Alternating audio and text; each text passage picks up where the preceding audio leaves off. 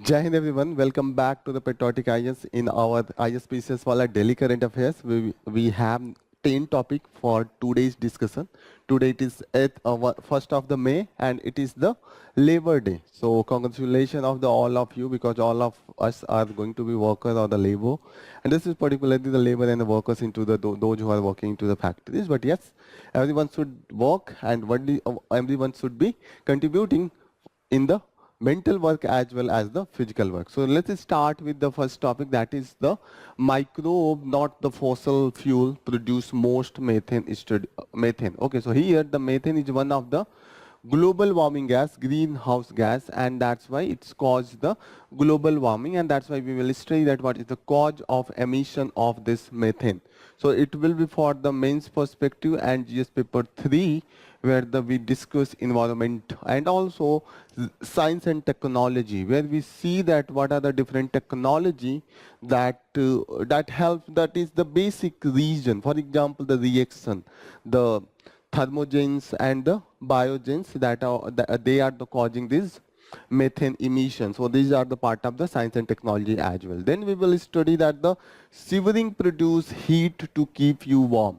So whenever in the cold season, whenever there is the winter season, and whenever you feel that yes, there is a very low temperature, you start shivering. You also see the birds and the mammals, they shiver. They do this to produce the heat so that they can cope up with the body temperature. Whenever the body temperature fall below 37 degrees, then the shivering starts. So we will see that it will be part of basic science.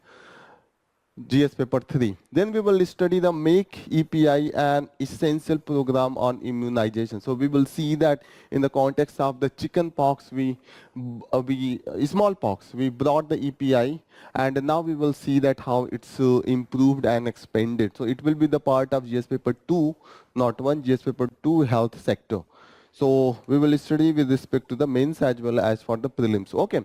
Then we will study the need of the use of the labor statistic, because whenever we go for the policy formulation, whenever we have the sufficient data and statistic, it help in making practical and the real policy, and that's help not only industry but the laborers and the workers as well. So it will be for the mains perspective. Then we will study competition and conflict. It is between China and US, so it will be with respect to the international relation, again mains perspective.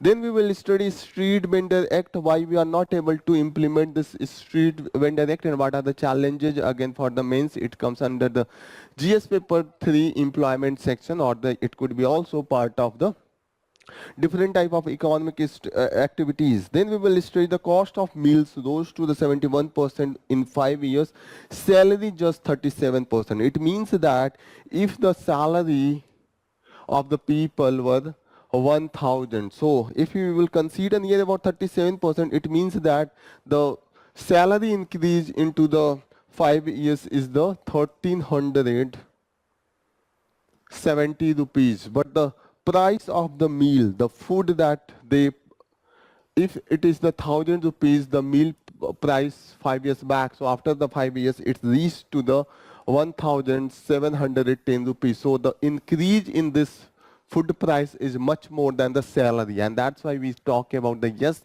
the real wage has not increased, the real salary has not increased. So you can see that the increase in the price of any of the such thing, for example, the cylinders 300 10 years back, now it is around 900, 3 times. But the salaries has not been increased. If some people were earning 10,000, it has not reached 30,000, but it has reached just 15,000 or 70,000. So increase in these products and the salary has been, as compared to the product price, this has been the lesser. So this is the example of the inflation. Okay.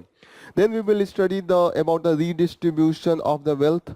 So we will study that the different act and because the debate is going on, as we saw that the Congress has brought in its manifesto that it will try to gather the data and it will try to reduce the inequality in the society, and for that even it will make the policies and the act. So we will see that how the redistribution of the wealth is possible, and we will study the constitutional provisions such as the fundamental right, article 38, 39, they also talk about the social justice, economic justice. Okay, so it will be part of that. Again, mains specific as well, there are so many data that can help into the prelims as well. Then we will study the core sector, slide 5.2% into the March. So we will try to know about the what is the core sector. So this will be for the basic perspective, so it will be for the prelims. Then we will see that the RBI SAB board approved the change to the mutual fund regulation. Here we will try to know basic about the SAB for the prelims. So this will be all about from the today's discussion. Let's start from the front page of the today's newspaper. So the front page talk about the first news that is very interesting. It's talk about come clean on the timing of the Kejriwal arrest. So come clean on the timing of the Kejriwal arrest, Supreme Court to the ED. Supreme Court has asked to the ED why you people have arrested Kejriwal just after the declaration of the schedule for the election, and after the declaration of the schedule for the Lok Sabha election, it is the 18th Lok Sabha election, the model code of the conduct is started on the date when the schedule is declared. So you have arrested him just before the election, and there is the challenge, there is the allegation on the ED that and even the political party into the power that they are misusing the ED, and the arrest is to suppress the opposition just before the election. Here it is the allegation. So we will know this. Most relevant part of this news analysis is the provision of Prevention of Money Laundering Act. So his arrest was under the Prevention of Money Laundering Act, and this is very harsh act with respect to the bail. You will not get the bail under this until and unless you prove the innocent. Normally, under the section 19, it is onus on the agency to show the reasonable basis or material proof the accused person. Normally what happens, whenever there is the arrest and you go for the bail, and if the agency that is coming to protest against the bail, they generally have to prove that if there will be the bail that will be given to the person, there will be the misuse and the person is surely guilty. You have to prove to a larger extent to show that yes, without any reasonable doubt, there is the chances that the person is accused. And this is on those agencies who have arrested the person. But in the case of PMLA, Prevention of Money Laundering Act, it is the person who have to prove that he is innocent. The agency does not have to prove anything. And yes, the person has to prove that yes, his the proceed that has been allegation that was not coming from the crime or that is not involved into the crime. So here you will see that there is the harshness of the law. So this is most important provision, section 45 of the PMLA, Prevention of Money Laundering Act. This is very hard. So here you should know for the basic information about the Prevention of Money Laundering Act. Maybe UPSC can ask the different provisions. So please mention Article 45, that is the shifting the accused to show that yes, that person is innocent, that is not. Okay, beside that you should know that section 8 of the PMLA that required the investigation to be completed at the most into the 365 days. So this is also one of the most important provision. So these are the provisions that you should know. Here you should know that the court has asked that why you have just arrested the person just after the declaration of model code of the conduct. Okay, and there has been, his arrest was timed to cross the opposition ahead of the general election. That is the accusation from the side of the Kejriwal. Okay, Chief Minister Kejriwal. Okay, arrest was based on the material as per the ED is saying that the yes, our arrest is on the basis of the material proof. We have the material proof, that's why. But the thing is that the lawyer from the Kejriwal side is telling that those proof that ED is talking about, they are not the real, they are the coercive. For example, those two persons who have given the proof, they were first accused into the case. For example, one person is the Sarath Reddy and the other person is the Rago Magunta. Both were accused into the money laundering on the same case, but they become the approver. And before the approver, becoming them approver, there was the denial of the AD for the bail. But when they become approver, the ED reduce its sharpness against the its protest against the giving bail to these two persons. Now, when they brought the name of the Chief Minister Kejriwal, they got the bail, and the ED become benevolence towards them. So there is the accusation from the side of the Chief Minister Kejriwal. This is all about from this news.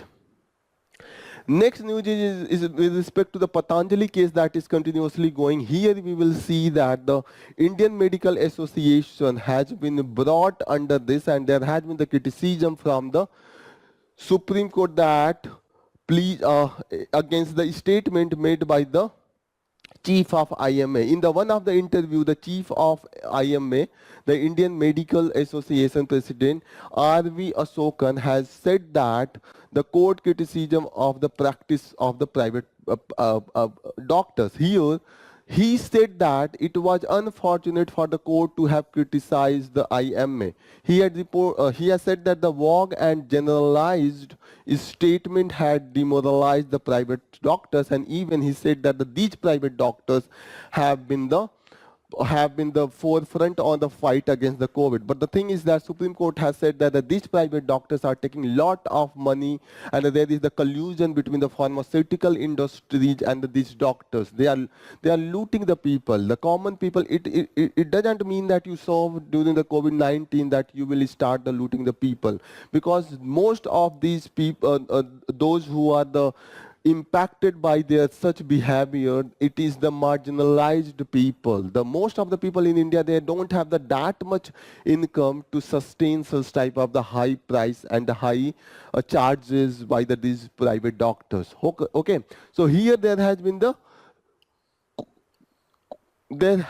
collision between these private doctors and the pharmaceutical companies. This is all about from this news article. Okay.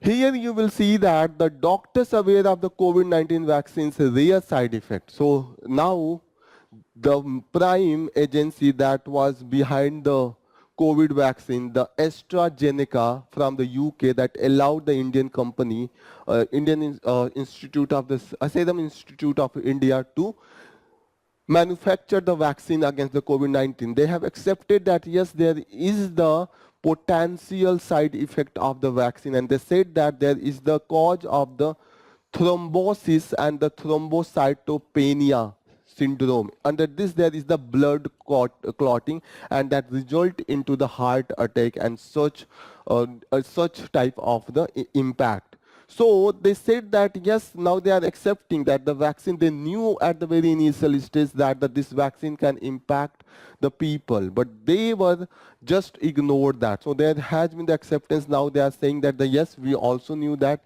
and the most of the impact was from the administration of this vaccine to the 21 days. Now they are telling that yes, that's why we were keeping the eye on the people who were vaccinated. So this is all about this news that is talking about what is the side effect of the COVID-19 vaccine. Here this picture shows the pony rides Gulmarga into the Kashmir. So you know that is the famous tourist place. Next important news, it is talking about the Columbia lockdown, the campus of the anti-war protest. Now in the US, Columbia University, there is the protest that is going on against the Israeli war on the police, particularly the Gaza, and the death of this more than 34,000 of the Palestinians, that has the intensified such type of the protest. Now the administration and the police security person are becoming a bit strict, and yes, there has been the capture of the one of the hall that is known as the Hamilton Hall by these students, and this is the first time that they have captured after the Vietnam War, when they captured into the 1968. So this is the thing that is going into the US, so you should be aware of this. This is all about from the front page.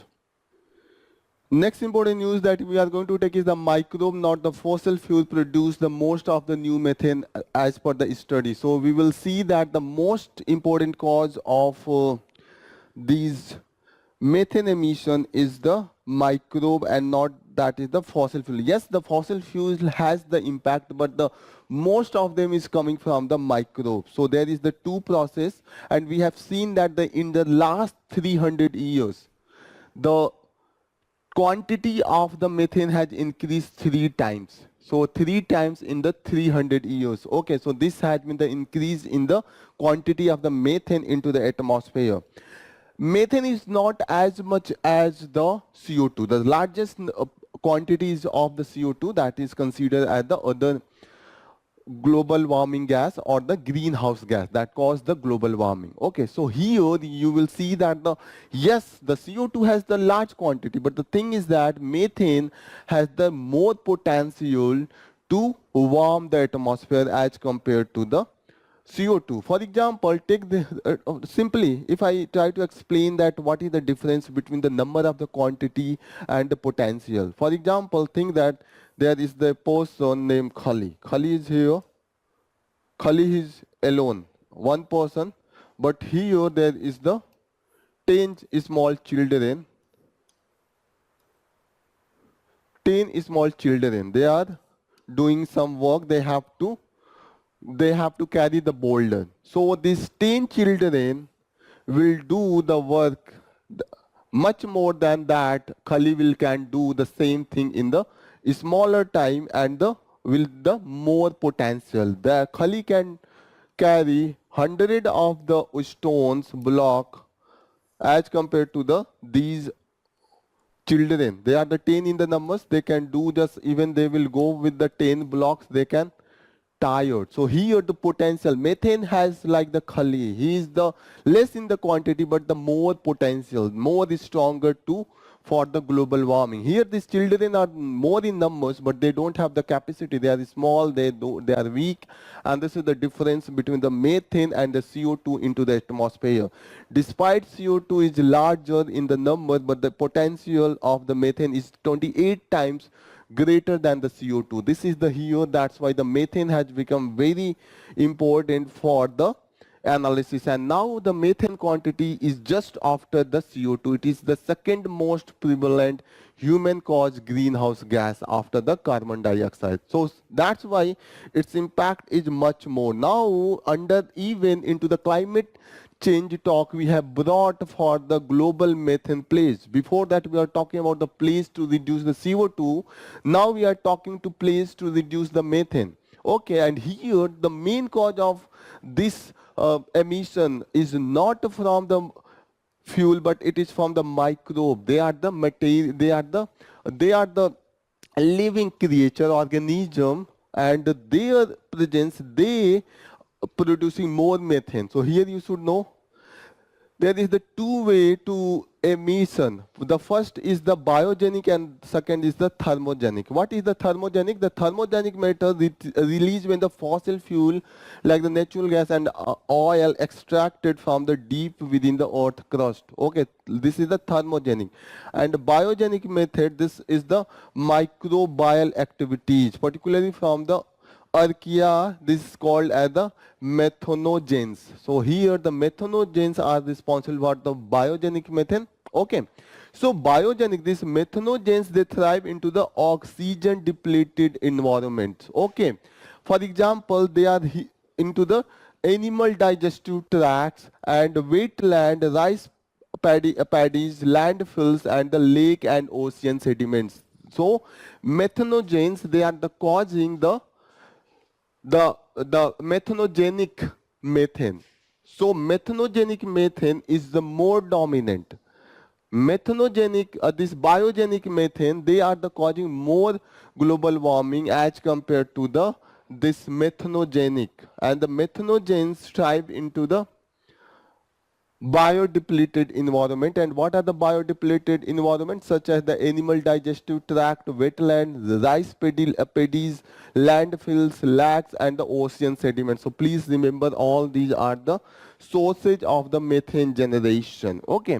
Here it is given that the agricultural, dairy farming and the fossil fuel production, they are the causing the methane gas emission. So you should focus whenever the question is about the what are the sources of the methane generation. So it could be the agricultural, dairy as well as the fossil fuel. So please remember all these things. Fossil fuel everyone can predict, but the dairy farming, that is a bit confusing and you can get confused into the examination if you don't have the clarity. Okay.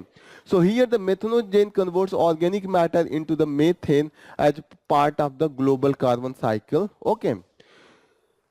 Beside that, you will find that the both biogenic and thermogenic activities produce different isotopes of the methane, and tracking these isotopes will help to identify the source of the this methane generation. So what is the isotopes that is we are going to trace? This is the carbon 13. So carbon 13, it is more into the it is more into the thermogenic sources. Okay, so here you will find that the methane from the biological source typically containing the fewer carbon atoms compared to the methane from the thermogenic sources. So here this carbon 13 means more biogenic methane as compared to the thermogenic methane. So we are trying to trace and research on the carbon 13. Okay, so this is all about.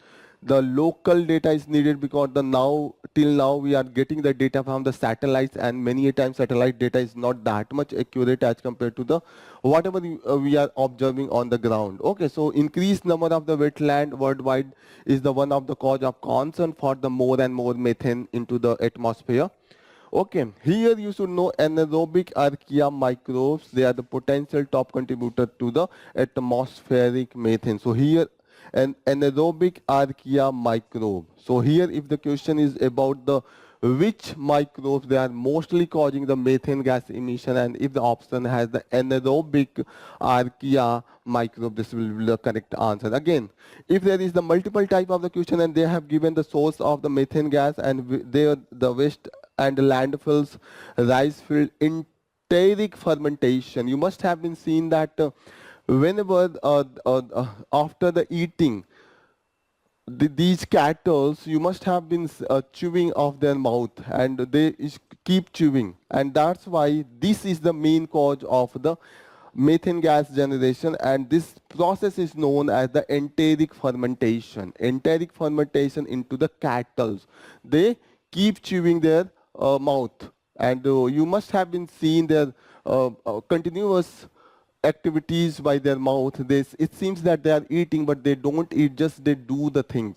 They just keep activity. Okay, all gas and all oil and gas, coals, these are the major contributor of the methane emission. So these are the basic things you should know.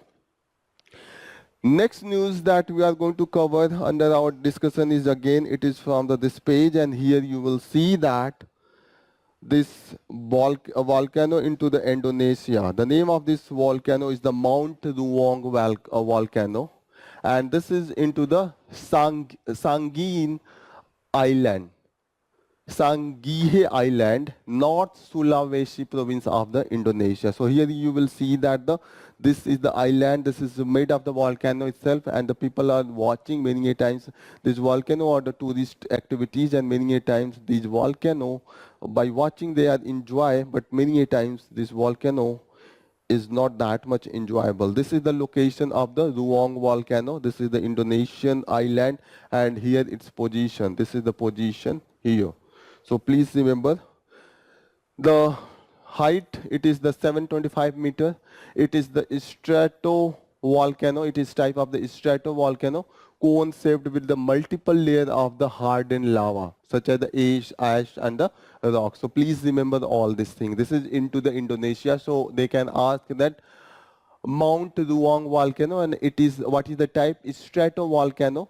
Here you will find that the multiple layers of the hardened lava, and that's why it is the stratovolcano. What is the impact of the volcano? Disruption into the air travel is the most vulnerable. That is the disruptive thing. Beside that, you will find that the nearby island communities, when the activities intensify, periodic evacuation is needed because it causes the casualty as well. Formation of the lava domes within the summit crater, and many times this explode, and this also caused the loss of the property and the life. Volcano ash cloud affect the aviation, again the same thing. So these are all about from the this news article. Here you can see the picture. Next important news again from the science page, and here this is from the basic science. This is from the GS paper 3, the basic science. So here you will see that why the mammals and the birds sever. What is the main reason for severing? The main reason for the severing is to keep the temperature maintained. What are the main reasons? There are the two reasons for this severing. The first is the tension of the skeletal muscles rise beyond the critical level, or the when body temperature falls below the 37.1 degrees Celsius. So these are the two things. When there is the extreme cold, we start shivering, even the birds and the mammal. And by doing that, what we do, we involuntary contraction of the muscles, and this is mainly aimed to the maintain the body temperature. Okay, so here shivering involves the rapid oscillation contraction of the skeletal muscles. Okay. So this is the muscle, skeletal muscle. Here this is the main activities. Under that we see this. Okay. The mostly it is find where it is located. The primary motor center responsible for the shivering located into the posterior hypothalamus region of the brain. Okay. And here you will find that the hypothalamus respond by the increasing the skeletal muscle activity to generate the heat, and acting through the descending pathway to control the motor neurons. So mainly you should know that when the shivering starts, there is the production of the heat, and by the production of the heat, we increase the body temperature if it is lower than the 37 degrees Celsius. So please remember all these things. This is the important. And during this, there is the production of near about 42.5 calories per hour, and which is about the 7 times than the normal heat that the body generates. So these are the things that you should know for the cause of the shivering. Okay. Next important news that we are going to cover is the Methane Essential Program on Immunization. So here this is in the context of the 50 years of the expanded program on the immunization. 50 years back into 1974, we started the expanded program on immunization, and it was started for the smallpox.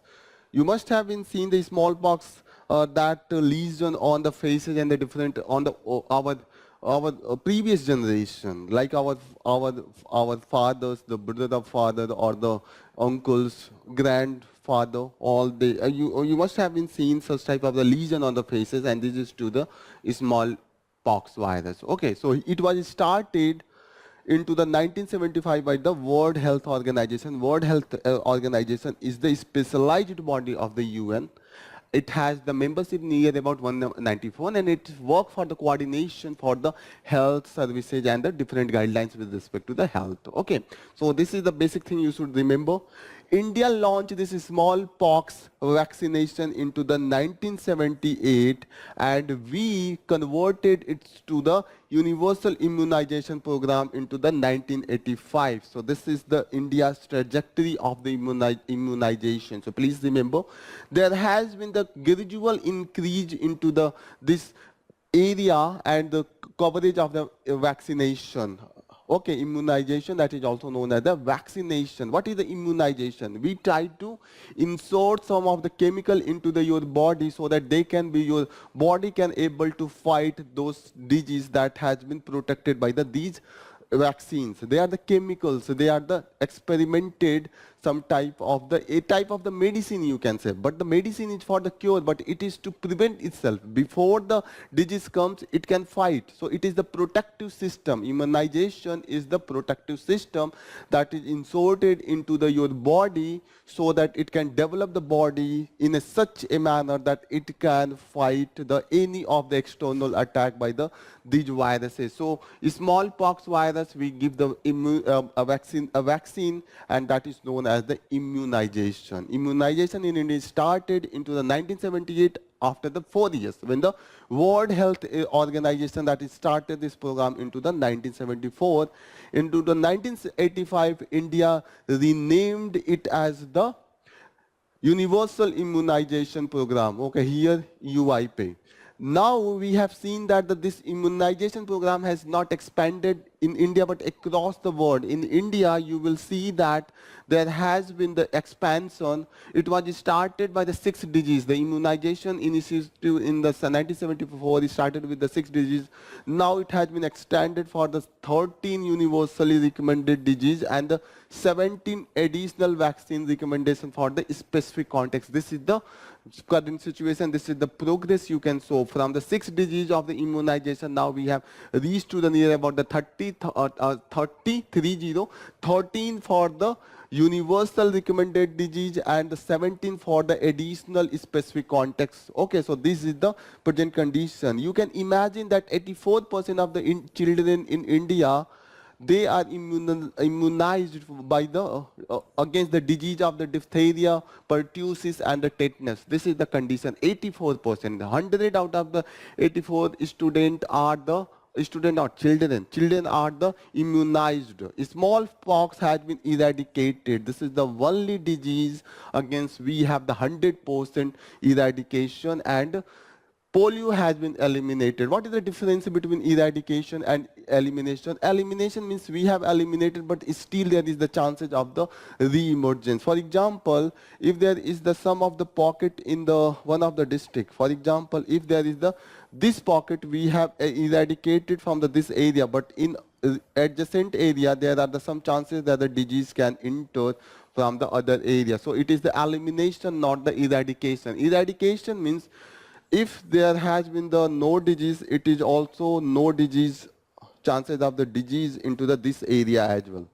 So there is no chance of the re-entry of the disease. Okay, re-entry is not possible. It means that we have eradicated from the everywhere. Nowhere you can find, nowhere. Okay, so this is the condition. This is the difference between the eradication and elimination. Okay. In India, the immunization has been consistently increasing, and with the 76% of the children, they have been receiving the immunization by the 2019 and 21. Okay. Economically, this immunization is very cost effective. If you spend 1 rupees, it has the benefit of the 21 rupees. not 21 rupees, 11 rupees. 11-fold more benefit. Means if you invest 100 rupees in some of the activity, if you are receiving 1100, you can imagine what are the benefit. This is the benefit into the investing into the immunization and the vaccination program. Okay, so you should be very careful about the cost effectiveness is also very high.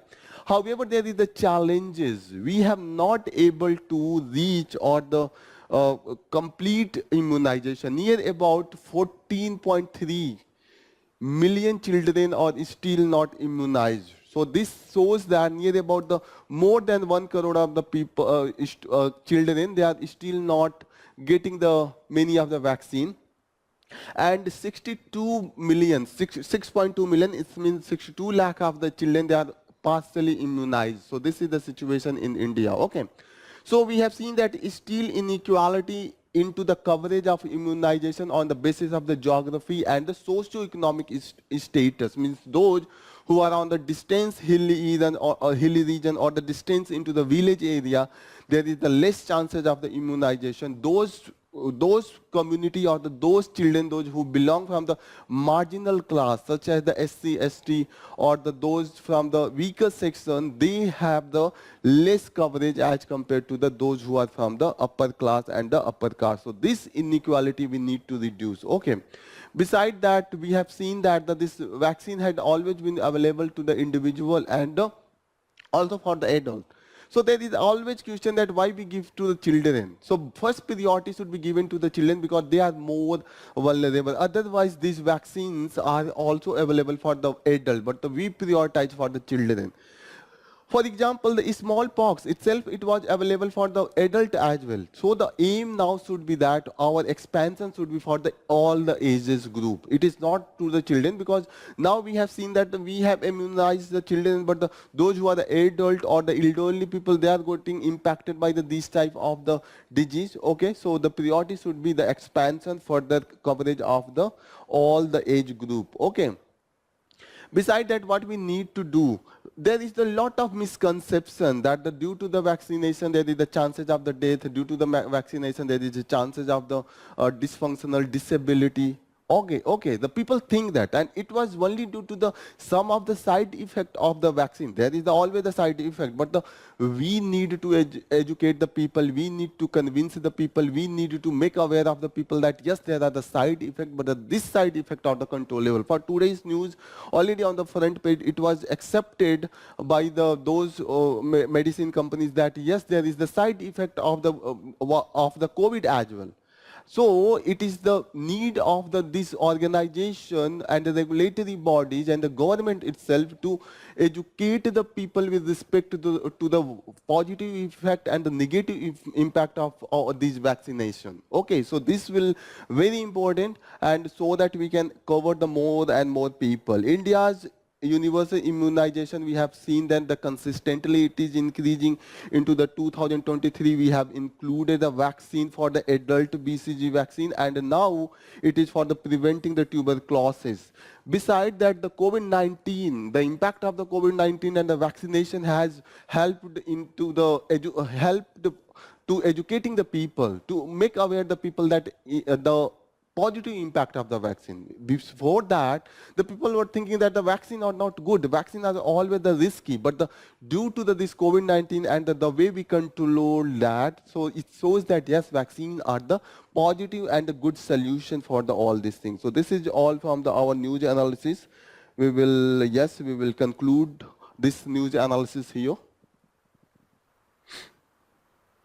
Next important news that we are going to take is the need for the use of labor statistics. So here you will see that the writer is talking about we have lot of debate on the reform for the labor law and industrial law, but the thing is that we do not have the statistic, and on that ground we are not able to form the policy that is impactful. Evidence-based policy is important, and that's why we need to statistic and the data. If you will talk about the industrial relation system, it includes the product market, technology, trade, investment, and labor institution. And labor institution include the trade union, and they are important for the collective bargaining and the strikes. Strikes are the part of collective bargaining. If the industrialist or the employer is not giving me the deserving services or the facilities, what we can do, we can demand. After that, we can strike. So this is the thing that you should know, that what are the industrial relation system. It includes the product market, technology, trade, investment, and labor institutions such as the trade union and other such bodies. Okay, so here the product market. Technology is also impact this industrial relation system, because more labor intensive industry can change into the capital industry if the technology is there. The trade, the way we do the trade with the internally, externally, also on a different ground, and investment, how much investment is coming, that is also part of the industrial relation system. What type of the investment? Investment is collective or it is the private, government, public, all these things come under that. So the reform that include the substantive issue as well as the procedural issue. Substantive issue, that is the core of the industrial or the labor force or the workers. So here you will see that what are the platform where these things are discussed. The one of the most important platform is the Indian Labour Conference, and again here they don't have the evidence and the data, and that's why it's lack the evidence-based arguments as well. They say anything, but the evidence is not that this is impacting this thing. This is lacking, and that is the main cause of the concern. Okay. And if the such dialogues go, the debate start on the class-based opinion rather than the credible data or the experience. That the class-based, that yes, industrial class exploit the working class, and the working class allege that these industrial class, they are exploiting us, our labor, and the working class, those who are the capitalist class, they accuse the workers that they do not want to work, and they just want to hike into their salaries, their facilities, their services. So these are always the class-based opinion that these are the exploitative, these are not. Beside that, you will see that for the data, we are relying on the annual survey of the industries and the National Sample Survey Office, NSSO. Okay, so here, however, we have seen that for example, Labor Bureau that provides a statistic on the industrial relation and the labor, they are mostly based on these labor law that is being used during the administration, not on the ground what really the workers and the capitalists are facing. Okay, so here, what are the reform arguments? The employer criticized labor inspection system as the inspectors are, because there is the chances of the bribe. As more and more official comes, they accuse a lot of things, and after that they start increasing the compliance cost. Compliance cost means I have to do a lot of paperwork, I have to visit the different type of the official, and they create a lot of hurdle. This is not good, this is not good, this has bad.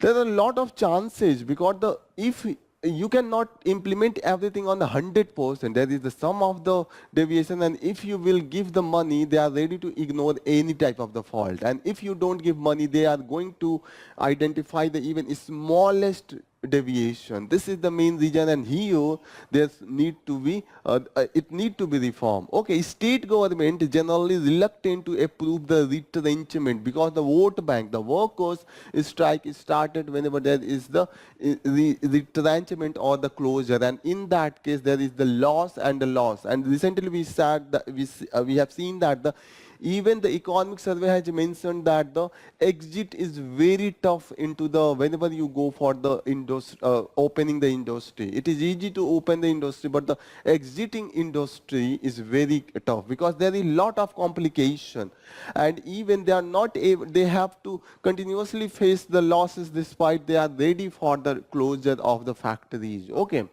Employers seek limitation on the right to strike, and they prefer non-union workplace. They say that these unions, they try to instigate the strike and the protest, and that's why they don't want these trade unions. However, if you will say that this trade union, they lack the data on the entrenchment and the closure whenever they are going to protest on anything like, but they don't have the exact the data how much the workers they are going to lose their job, how many workers they are needed to be rehabilitated into the other area. They just go for the protest without the thinking anything, and this is the main cause of the concern.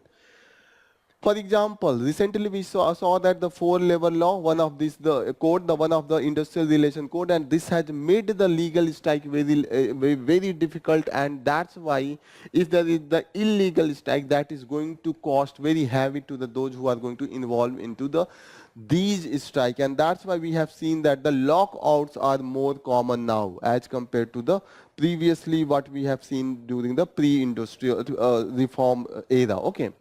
India has already ratified the Convention on the Labor Statistic and Inspection. However, we don't have that much robust the data and statistic collection, or we have such precedents. In that case, our obligation become for the more robust statistic and this inspection and the data on all these things. And beside that, trade union, they need to do more research on the industrial relation, and in that they need to collaborate with the academia. Also, they need to bring the empirical studies so that they can advocate for the reform into the different labor conditions. So all this is needed. That is very crucial for the better industrial relation between the employer and the worker. Next news that we are going to take is, again, it is from the editorial news, and it is from this poll time and present time. Here you will see that the arrest of the CM Kejriwal, already that the case is going on into the Supreme Court, and we have seen that the such arrest of the minister, and here the person is on the chief minister post on the cases that he took the bribe into the policy when they are framing with respect to the legal policy. However, we have seen that the such those who are into the alliance, despite there is a huge allegation, but they are not the party into the power. They are not considering that thing, and those agencies, enforcement agencies, they are not taking. They have forget all those allegations who have joined the alliance of the party that is into the power. That has been continuously into the debate, and in that case, the question mark onto the investigation agencies such as the CBI and the ED has been continuously. The power to arrest suspect is the mean for the prevent them from the fleeing the justice or the tempering the evidence or repeating the crime. However, you will see that here into the case of the CM Kejriwal, the mostly it was based on the approver that they were first they were accused, and they later they become the approver or the investigation agency, and that's why this was the main thing. Okay, here the other thing was that he was not cooperating with the investigation agency. However, here you will see that the section 50 of the Prevention of Money Laundering Act that has been used to record admissible statement and then make arrest. So here it is going to that non-appearance how could be result into the that arrest, and the such thing like the tampering with the evidence or the repeating the crime. This is not justified here. And again, the serving chief minister and arresting the serving chief minister when the election is very close, that is other level of the question. Besides that, this case was started into the 2022, and you don't have the witness a very clear ground of the witness to prove that. You are just relied on the sum of the statement made by the sum of the approver. That is the cause of concern. Next news that we are going to take is again, it is from the editorial. This is the competition and the conflict, and it is talking about the competition and conflict between the US and China. Two contesting power, they are now rival, and they have to replace each other. For example, here the US view the China as the revisionist power that want to replace US to the as the superpower, and it's want to take that position. Okay, and here the US also consider China as the significant technological and military challenges. Okay, so we have seen that the US has imposed so many tariffs on the Chinese goods and the services. Recently we have seen same on the TikTok as well. So here it has imposed, beside that it has supported Taiwan and the Philippines, and also it has challenged the China into the South China Sea. And that's why the China blame US for all the tension that is around the South China Sea. And also the China see this US as the US as the main obstruction into the different area. For example, it accused the acceleration of the war with the Russia and the Taiwan. Besides that, we have seen such allegation against the China as well. However, what is the main thing? We need to, however, we have seen there has been the cooperation as well. For example, the area of the cooperation that include the military communication, AI risk management, and fentanyl control, and also the climate change and the global food security. These are the area where they have the some of the cooperation, and they should also learn from the Cold War politics and the setback during the Cold War. So they should not go, they can avoid the turning of competition into the proxy conflict, economic war, and the diplomatic crisis that has been frequent into the Cold War situation. So these are the things that they learn. They should learn the lesson, and they should consider all these things. Okay. Next important news that we will take again is the implementing the Street Vendor Act. So we will start with knowing that what was the purpose of this act and how it's now executed on the ground. So let's start with that mainly it was for the protection. It was constituted, it was a long aim, and it was passed in 2014, and mainly it aimed to protect the rights and livelihood of the street vendors. So those people where you go into the market for purchase the vegetables for the your marketing for of the vegetables and other essentials. So you will see that on the roadside, the people, those who are selling all these things, they are known as the vendors. And their rights, because they have prone to exploitation. Police come and they try to extract the money. Even the local goons, they come and extract money. The municipality officers, they come and they extract the money. They are very much vulnerable. But the thing is that there is always need for the management and the governance of all these activities, because many a times it creates the congestion. For example, many a times you will see that those vendors, they are coming very close inside the road, and this hamper the free flow of the vehicle, and many a times it's loss of the not fuel, but it's also impact the environmental, delay in the time.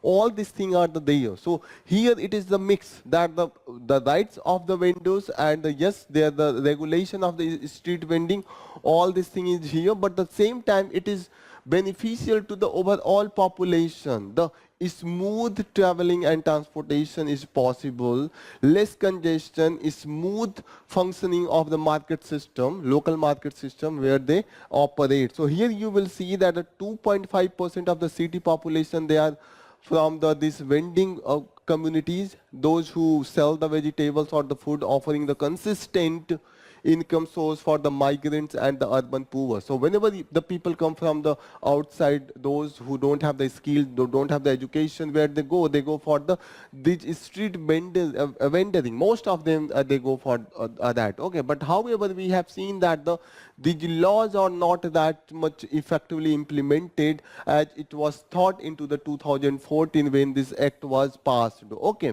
the law it has provision. It's want to regulate all this thing by the help of the rules and provision from the state government as well as the local bodies, state level, and the execution by the urban local bodies. However, we have seen that these bodies are not that much impactful. We provided the town vending committee so that the participation from the vending communities as well possible, because 40% of these members are from the vending communities. We have also ensured that the women's presentation by the 33% of the reservation for the women's in this town vending committee, so that a inclusive and the participatory governance could be possible, but it has not been that much impactful. Even we have seen that the grievance redressal committee that is chaired by the judicial officer has been provided that if there is a tussle between the different authority and the vending communities, so this grievance redressal committee will be chaired by the judicial officer, and that will bring the justice. However, we have seen that the most challenge is the administrative challenge, the mindset of the bureaucrats. They go, for example, simply take the police officer, they go and they start extracting the money. The vendors, these vendors don't know their rights. They don't know the legal repercussion. They think that yes, they could be on the disadvantageous position because they don't know about their rights, and there is no one to protect them because they are the outsider. They are very much vulnerable. They don't have even the piece of land to live and claim that these are there. They live into the rented houses. They go, they install their shop on the government public place. So that's why they are always fearful. Okay, mostly this is the awareness, that is the main thing. And even these authorities, these bureaucrats don't know the rights of the vendors. Okay, and there is the limited influence of the vendor representative, because the vendor mostly they are not a part of the electoral system of that urban area. They are migrated, they cannot vote, and that's why they are not that much taken seriously by the representative as well. Besides that, we have seen that the governance challenge, the most impactful is the ULB. They don't have that much power and the capacity. For example, these urban local bodies, they don't have the that much money to create or the establish the separate market system for the vendors. And that's why they are not that much impactful. Weak urban governance mechanism because they are not coordinating with each other.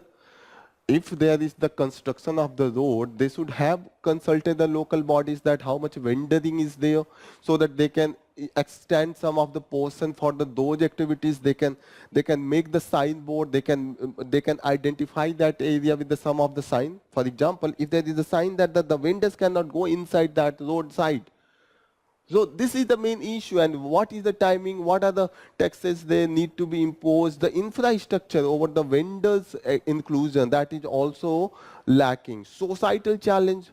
Mostly we exclude these vendors. We don't imagine that we will go and we will buy on the road. We always imagine that we should go into the mall and when there we should buy the thing. And whenever we go for the local market, there is the inferiority complex into the mind of the people, and that is not a good thing, and that's so the exclusionary behavior with respect to these vendors. And mostly these vendors are the marginalized and stigmatized, that they are not good people. They try to cheat, they are involved in the different type of the cheating practices. So these are also things, okay. And there is also, they are also stigmatized that they are selling the local, these are the low quality product. Okay, so these are the things that is making them more vulnerable. What could be the way forward? The first thing, we start with the initial required to the top down direction. And here the urban affairs ministry, they should, is housing and urban affairs ministry, they should plan for the proper area for the vendor community. We also need decentralization so that the money, that the more revenue could be reached to the urban local bodies for the construction of the sites and other provision. PM Swanidhi can serve as a positive example for them. They can avail them for the different activities. Okay. Most important thing is the decentralization for the urban local bodies. Okay, beside that, we have seen that the new challenges, for example, impact of the climate change on the vendors. The intensity of the flood is high, and it is mostly the congestion of the flooding of water into those vending sites, those sites where the vendor activity is taking place. They are not able to they are not able to sustain with their vendoring activities, and many times their livelihood get threatened with these climate change. Okay. Besides that, we have seen that the surge of the number of the vendors, as the employment is low, less creation of the employment, and that's why the people are involved in the such self-employment activities. And vendoring is a very good place where they try to accommodate their livelihood option. Okay. Competition from the e-commerce, we have seen that even everything is available on the Flipkart and Amazon, and that's why they don't have the capacity to compete with this platform, because they are going to buy all this thing into the bulk, and they can afford the transportation. Okay. Creative use of the provision and the National Urban Livelihood Mission, all this could be the positive way forward we can go for. Okay.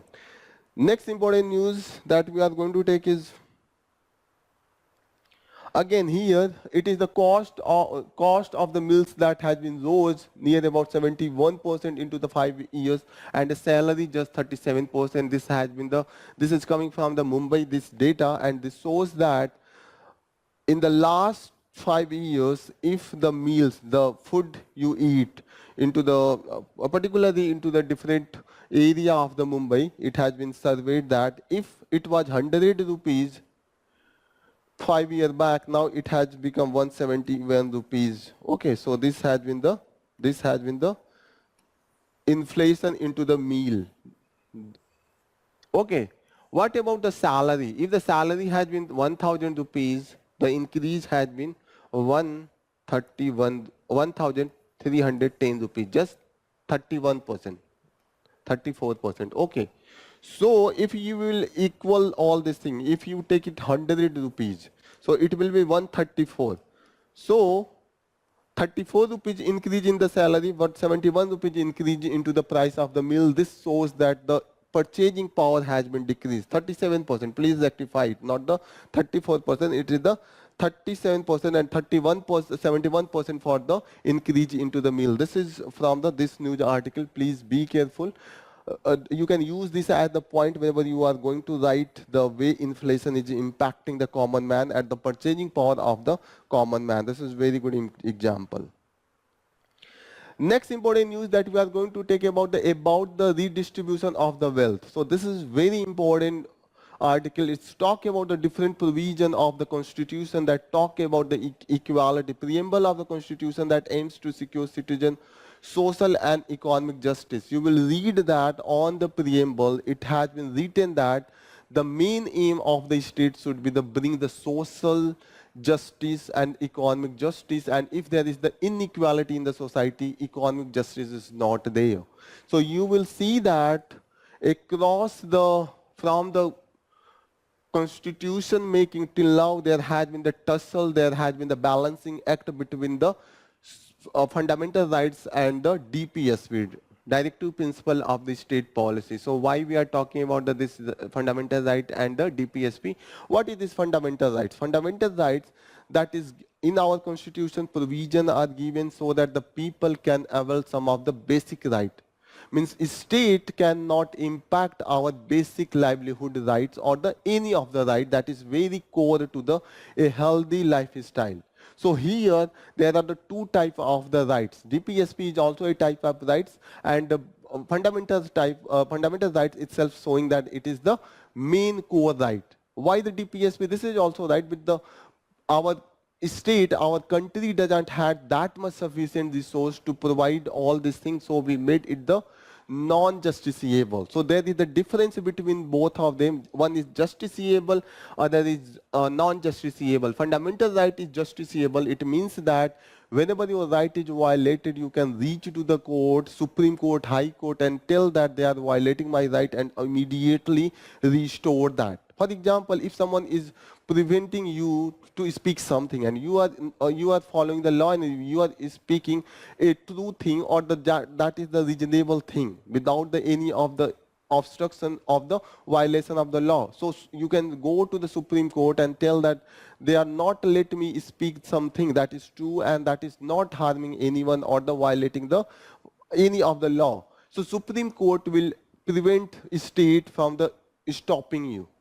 Are you getting the? Means if you are, if the state or the police arrest you and send you into the jail, in that case, someone can reach to the Supreme Court directly and they can say that yes, without any of the crime has been done by that person, but the state police is misusing its power, so Supreme Court will direct the police, please release that. This is the guaranteed right. You can directly reach to the Supreme Court to redressal of the power, but for the other thing you don't have the directly. For the directive principle of state policy, it is non-justiciable. You cannot directly go to the Supreme Court and say that my right has been violated, I have not been provided with some livelihood or something like this. Okay, so this is the difference. So preamble of the constitution itself say that all citizens, social and economic justice, liberty and equality. The main aim of the constitution is to secure social and economic justice and liberty and equality for all the people. One more thing you should know, that the difference between this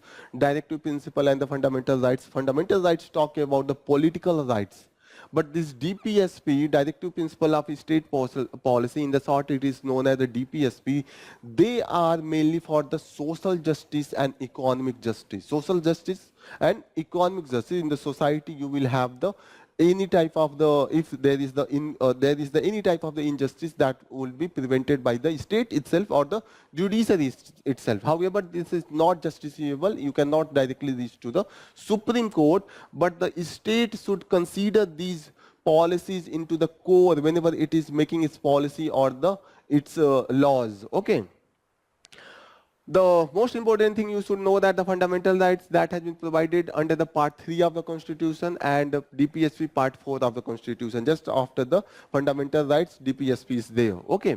So article 39B of this part 4 talks about the States should aim at securing the economic justice, and the justice, how the justice can be achieved by ensuring that the ownership and control of the material resources of the society. Material resources, for example, the land, the forest, the tools, the government's different way of the living. All these are the material resources of the society. Simply, you take the land. If the land is given to the one person, all the person are denied with the land rights. What will happen? One people will have the lot of power in the economic area, and other people will have the subservient of that particular person. So the material resources of the society should be distributed to serve the common good. Common good means everyone have the positive impact. Means if the land is distributed, it should be distributed equally to the each people. It is not that the jamidar should control all the land, and that's why we will see that the government is started with the land reform. So here you will see that this Article 39 B and C talks about the material resources of the society should be distributed to serve common good, and the operation of economic system does not result into the concentration of the wealth to the common detriment. So the economic system, it should not be like that the one person is getting the wealthy and he is controlling everything and exploiting the other thing. So it will be detrimental to the common good. Detrimental means I am just a worker working for a person. He is getting the land of the government, all the forest of the government, and he is using that forest, all this thing, to suppress me. So this is the detrimental to the society. Suppress the workers, those who are living into the forest area. So those, they will lose their livelihood if the forest will be controlled by the one person. So the economic system, maybe the market rules should not be like the benefiting one person. For example, if there will be just imagine that today the government is going to bring a law that prevent anyone from the going for the e-commerce. So who will be benefited? Those who are already existing, Amazon, the Flipkart, Mintra, all they will be benefited, and other people will not able to start the business. So the economic system should not be result into concentration of the wealth. There will be the concentration of the wealth with the Amazon and Flipkart. So you can see that it should prevented. Okay, so under Article 39 B and C ensure all these things. Okay. Constitutional originally, it's guaranteed the right to property. Right to property means if I have the land, if the government is taking, it should be as per my desire. It should not be the government can take any by any time my land. And even it is taking, it should pay properly to me. So it was ensured under the fundamental rights. However, we saw that the most of the land with the jamidars, and those who are the landless, they need the land so that they can uplift, we can uplift them, and that's why we started an initiative to take the land, extra land from the jamidars and distribute into the landless people. And that's why we started the law that was against this fundamental right under Article 19(1)(f) and Article 13.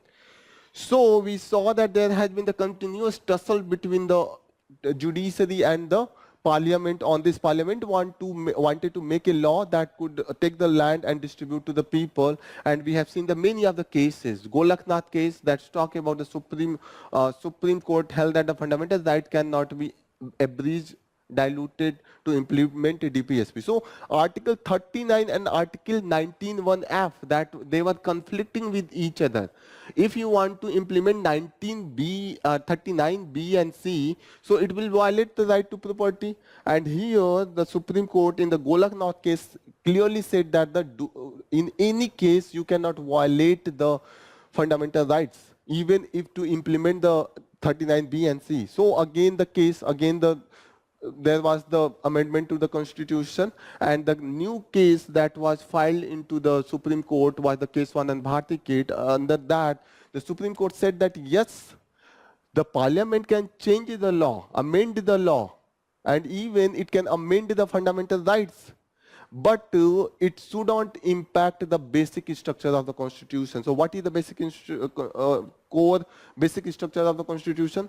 It has not been defined clearly. It was considered as those core principle that was very much close to the heart of those founding father, like the democracy, like the secularism, like the federal nature of the constitution. All these were the considered, now has been considered as the basic structure. So without changing the basic structure, they can change the fundamental rights. Again, the case came into the Minerva Mill case of the 1980, and here again there was the contestation of the relationship between the fundamental rights and the DPSP. And in this case, Minerva Mill case, the Supreme Court said that the fundamental rights and the DPSP, they are both important, and we need a harmonious balance between both of them, fundamental rights and the DPSP. So these are the cases you should remember, that what is the relationship between the fundamental rights and the DPSP, how the parliament have the power to implement one and violate other. So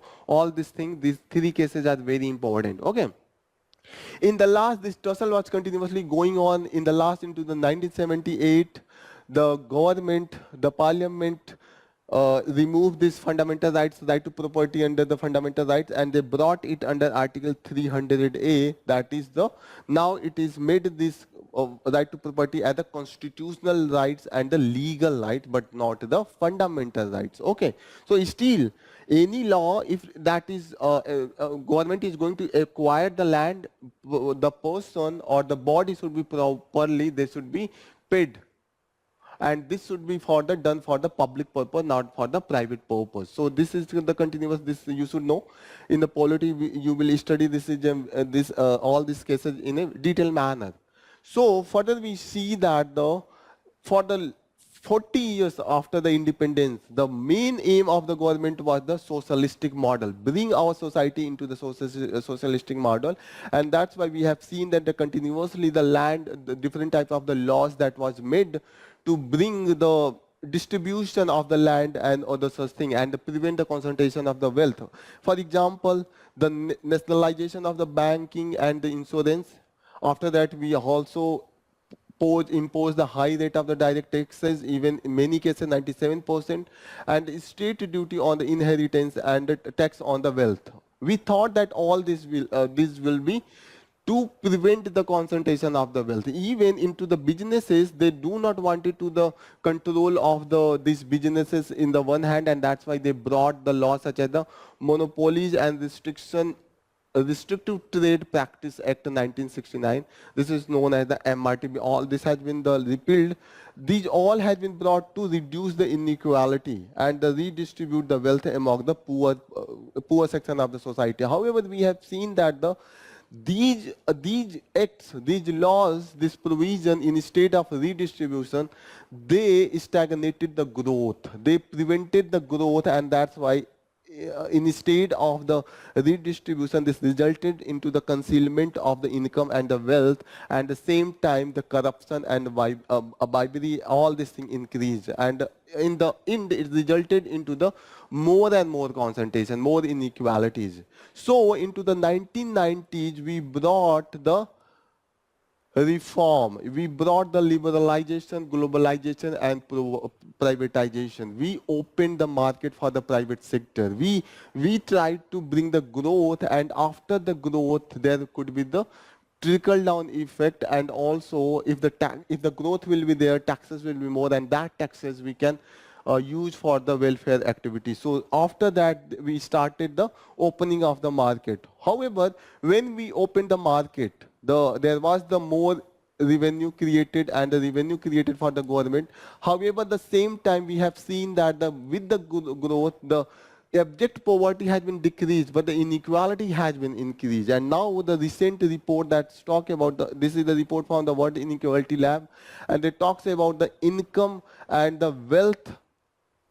In the wealth, there has been huge inequality. 10% of the country population, they control the 65% of the income and the 57% of the wealth. That has been there. Okay, so 65% of the wealth and the 57% of the income. That has been the case. Means, if you will go with this graph. If there is 100 people and 100 rupees are the 100 people and 100 rupees is the wealth of the country. So this top 10%, they control 60%, near about 60% of the wealth and the income, and the remaining, they even this 50%, they control just near about the 6% of the wealth and the income. That is the case, and that has been the here 6.5% and the 50% of the wealth and income, bottom 50%. That has been the case. So you can see that such a huge number, huge inequality, and the concentration of wealth is there.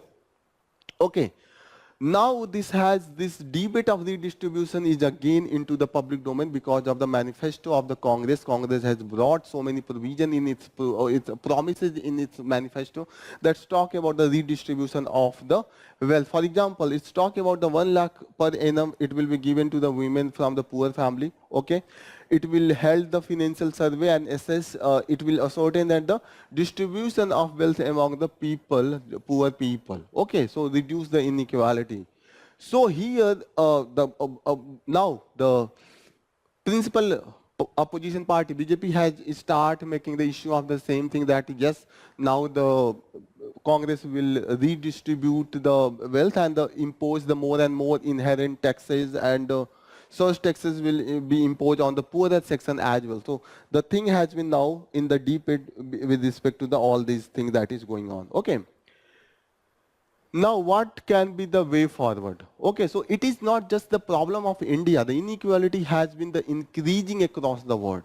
So we need to work on the global level, and we need to make this tax rate and other such thing more rational instead of just increasing. Okay. Otherwise, if you will go blindly increase the taxes, there will be the consignment and of the income and the wealth. It will increase the black money, and by that it will result into the inequality, more and more inequality. If the black money will be there, that will in the form of the concentration of the wealth. The people will not reveal their property, and that's why we don't need to go for such high taxes. What we need to innovate and innovation and the growth, so that we can, without preventing the growth, we let the growth should be there. Also, we should make the other, those who have been excluded, as the part of the growth. And inclusive growth is important, and for that we have to focus on those areas where more and more people's involvement is needed to do the work, produce the thing, and more and more there should be the smooth way of the redistribution. Like we can fill up the leakages into the different of the welfare measure, because these leakages mostly go for those who are already well off. So all this thing is there that has been discussed. This is very important news article. Please be very careful. Next important news that talk about the core sector, slide 5.2%. So this is the regular monthly data. You don't have to go for that. You only have to care about what is the core sector. So this is the part of the industrial production index, and this accounts for near about 40% of the total industrial production. So that's why, what are these 8 core area? Coal, crude oil, natural gas, refinery, fertilizers, steel, cement, electricity. So electricity you consume, cement you see into the buildings, steel you see always into the vehicles and other fertilizers in agriculture. Refinery products, different product you use. For example, the polythene and other thing. Natural gases used into the transportation. Crude oil, again transportation and the factories and the companies. Coal, production of the energy. So please remember all this thing and their contribution. Okay. One already in the previous news article, we should also try to solve one of the main question that has been asked on this different this case study. So the question is, what was held into the Coelho case? In this context, can you say that judicial review is of the key importance among the basic feature of the Constitution? So you should know that why the Coelho case was there. As we know that the right to property was fundamental right under our constitutional as very starting point. So the government, whenever it's tried to make law to distribute the land, take the property from those who have the more land, because the land was the main property at that time. So Jamidars, they have a lot of land, and government wanted to take that and distribute into the poor people. So whenever government made any of the laws or the policy, these Jamidars, they reach to the Supreme Court, they ask that it is against our fundamental right to property. So in that case, we have seen that the Supreme Court struck down all these laws. So the government came up with the First Amendment Act, and by that First Amendment Act, they brought the Schedule 9. Under Schedule 9, they write into the Constitution that whatever the act we will bring under the Schedule 9, it will be out of judicial review. So all the cases that will be under Schedule 9, it was mainly for the bringing those law that is against the fundamental rights. Okay, fundamental right of the right to property. So this Coelho case brought the Schedule 9, and due to the Schedule 9, government started putting other laws into the Schedule 9 to prevent itself from the scrutiny of the Supreme Court. And that's why the Supreme Court came up with the striking down of these law. Under that, Supreme Court cannot judicially review this provision. So it was under the I.R. Coelho versus State of India case 2007. So what was the main thing? It held that the basic structure doctrine, that this judicial review is the one part of the basic structure and the government cannot take away. And now we will also review the 9th schedule as well. Okay. So role of judicial review was considered as a very important pillar for the basic structure as well as the independence of judiciary. That is very important for the balancing or check and balance of the three organs of the government, that is the executive, legislature and the judiciary. Okay, so here you will see that the importance of the judicial review, because it is very important to safeguard the fundamental rights, otherwise the government can make the laws and violate the fundamental rights. Second is the upholding the constitutional supremacy. It is not the parliament who is supreme, the constitution is supreme, and the government and all the machinery of the government and the state will be run by the constitutional provision and not by the parliamentary law. Okay, preserving the rule of law. Rule of law should not be arbitrary, and that's why the Supreme Court will scrutinize all the law, whether this is arbitrary or this is the rational or as per the procedure established by law. Now we have changed to the due process of law, where we will judge the rationality of the these laws as well. Okay, so all these things. However, there has been the criticism of this, because the judicial, it result into the judicial activism, because the many a time judicially by the review they enter into the domain of the legislature, they start framing the law. This is not the function of the judiciary to frame the law, but by the order they seems that they are framing the law. They are doing the implementation of law. The implementation of law is for the executive. So all this thing has been cribbed out. However, in the conclusion, you can write that despite all this thing, there is the two criticism of the judicial activism and the potential for the stalemate. There could be the tussle, and there could be the such thing that will paralyze the system.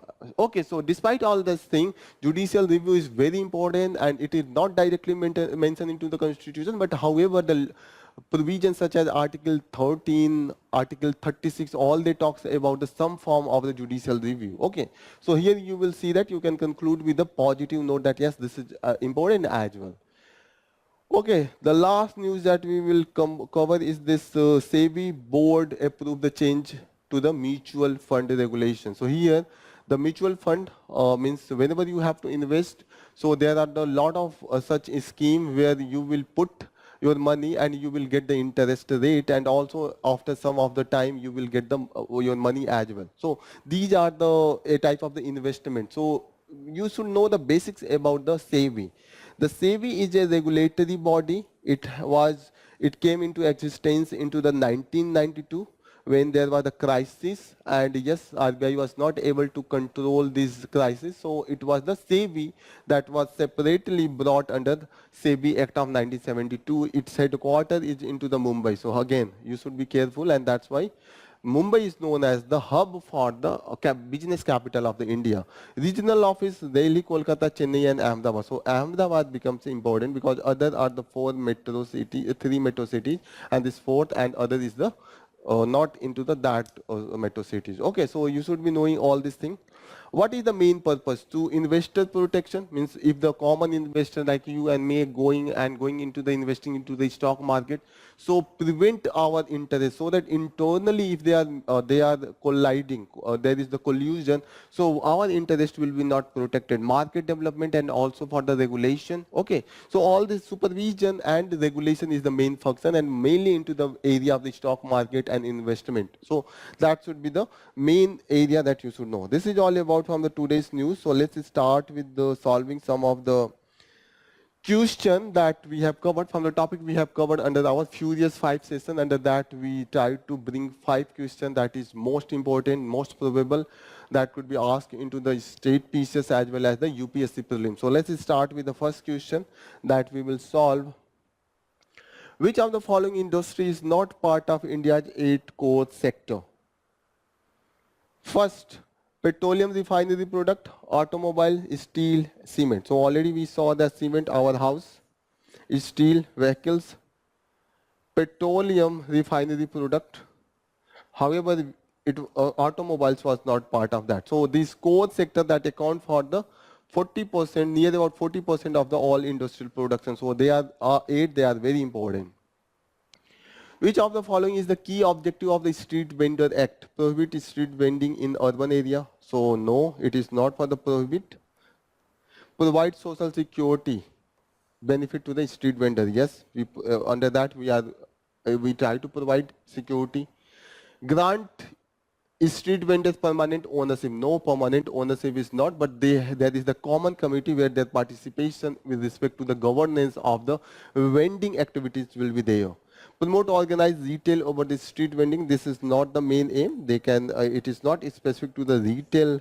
It can be of the mainly it is for the social security. Okay. Which of the brain controls the shivering response to cold temperature? So we already studied that it is the hypothalamus. This is the thermostat of our body, and whenever there is the disbalance in the heat, it suddenly get the signal, and after that it activates our muscles so that it can shiver, so that it can produce the heat, and that's why there could be the balancing act and the temperature reach to the normal level. Okay. Consider following statement about the methane. Methane is the more potent greenhouse than the carbon dioxide. So we saw that it is the 28 times potent, and that's why yes, it is true. Methane persists in the atmosphere for the much shorter duration. So this is also correct. So both 1 and 2 is correct. So the correct answer will be C. Which of the following natural phenomena is a significant source of methane emission? Volcanic eruption, decay of the organic matter into the wetland. So we saw that it is mainly due to the biogenic activities. This is mostly producing, and it is the decay of organic matter into the wetland. Photosynthesis by the trees and the sandstone. No, the only one that is the correct. That is the B is the correct. So this is all about from the today's news analysis. Here we will conclude our session. Thank you for joining the session. All the best. Jai Hind.